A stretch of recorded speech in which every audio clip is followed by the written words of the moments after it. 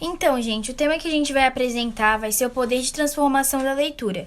E com isso a gente selecionou alguns tópicos, né, que a Andresa pediu para fazer uma pesquisa aprofundada sobre isso. O primeiro tópico que a gente pesquisou foi os conceitos. Então, a gente fez uma relação de conceitos entre a leitura e entre a transformação. Então, o que é a leitura? A leitura é um processo de comunicação entre leitor e autor, intermediado pelo texto. É o processo do qual o leitor decifra os sinais e dá sentido a eles. Então, qualquer tipo de texto, seja uma revista, seja um poema, seja uma dissertação, é um tipo de comunicação entre o autor e o leitor. É aquilo que o leitor consegue entender do que o autor quis dizer e consegue aplicar na vida, consegue aplicar nos pensamentos. E a transformação, o que é? A transformação é qualquer tipo de alteração que modifica ou dá nova forma a algo. A mudança de uma forma em outra é metamorfose. Por exemplo, a transformação da borboleta. Mas o que tem a ver borboleta com ser humano e transformação e livro? Então, fazendo uma relação desses conceitos e relacionando-os, é possível perceber o poder embutido nessa junção das palavras, o poder de transformação da leitura. Com a metamorfose da lagarta que se transforma em borboleta, é o homem que se apropria da leitura. O homem que lê, ele exerce várias áreas do cérebro, consegue estimular os pensamentos e levar uma nova vida a partir da leitura. Um outro ponto que a gente selecionou foi os prós e os contras. Primeiro a gente vai falar dos prós. Alguns autores são conhecidos a favor do desenvolvimento direto intelectual, como Augusto Cury e o Leandro Carnal, que aí, como vocês podem ver na imagem, eu selecionei 2 livros deles, né? Armadilhas da Mente e Conversas com um Jovem Professor. Esses autores são conhecidos, né, nacionalmente, às vezes até mundialmente, por estimular as áreas do cérebro, né, estimular a mente, entender a mente, então é um desenvolvimento direto intelectual mesmo, assim. Porém, como vocês podem ver aí na imagem também, a leitura por si só abrange determinados benefícios. Ela solta a imaginação, estimula a criatividade, aumenta o vocabulário, facilita a escrita, simplifica a compreensão das coisas, ajuda na vida profissional, melhora a comunicação com os outros, amplia seu conhecimento geral e liga seu senso crítico na tomada. Esses foi só um dos benefícios selecionados, né? A gente consegue enxergar que tem vários outros da leitura. Mas existem vários livros, né, que apelam para o entretenimento, mas mesmo assim nos deixam várias mensagens bonitas que a gente pode levar para a vida, né? Eu selecionei o livro Extraordinário, que eu acho maravilhoso, e a gente, inclusive, leu ele no Salesiano no projeto Leitura. Se eu não me engano, foi no 9º ou no 8º ano. No livro tem várias mensagens, né, que a gente pode parar para pensar, parar para refletir. Mas eu selecionei algumas mensagens específicas. Ame e cuide. Dessa maneira, o amor e o respeito foram explorados de forma pontual durante todo o livro. Muito carinho e compaixão entre os personagens da família e amigos. Não precisamos dos olhos para amar, certo? Apenas sentimos dentro de nós. É assim no céu. É só amor. E ninguém se esquece de quem ama. O Extraordinário, página 233. E conquiste. As conquistas são méritos, algumas individuais, outras coletivas, mas o significado é o mesmo. Conquistar, ou seja, alcançar, perseverar e lutar. Deveríamos ser lembrados pelas coisas que fazemos. Elas importam mais do que tudo. Mais do que aquilo que dizemos ou do que nossa aparência. As coisas que fazemos sobrevivem a nós. São como os monumentos que as pessoas erguem em honra dos heróis depois que eles morrem.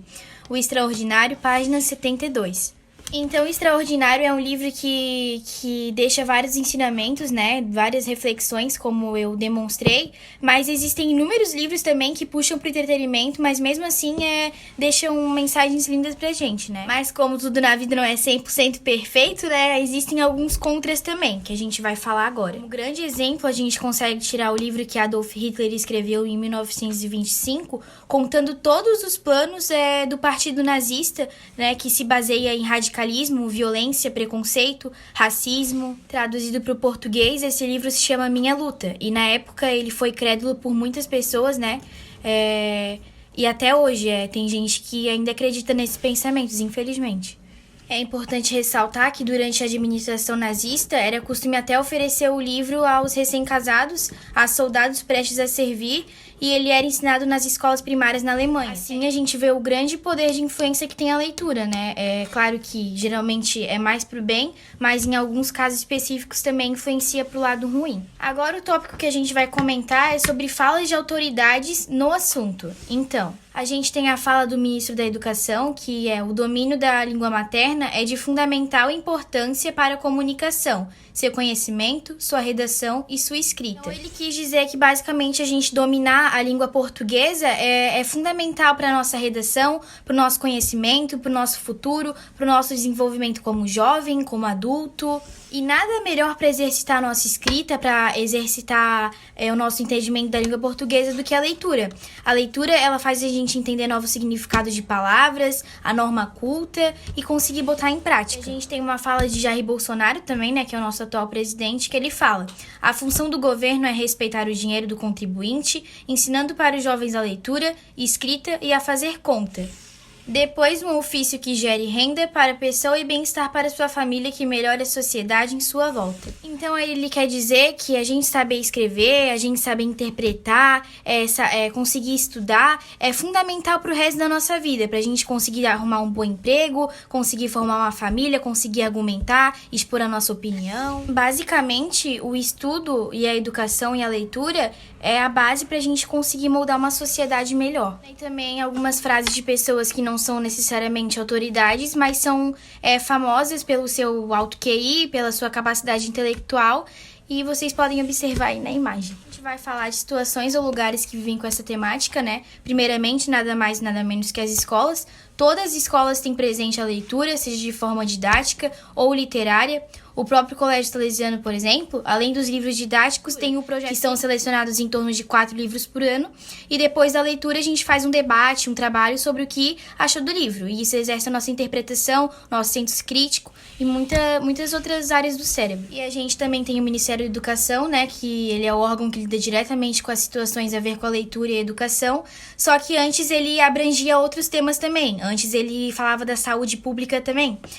Quando ele foi criado em 14 de novembro de 1930, com o nome de Ministério dos Negócios, Educação e Saúde Pública, pelo ex-presidente Getúlio Vargas, ele era encarregado do estudo e do despacho de todos os assuntos relativos ao ensino, saúde e assistência hospitalar também. Só que ao longo do tempo ele foi se dividindo e ficando diretamente só para a educação, assim como foi criado outro órgão só para a saúde.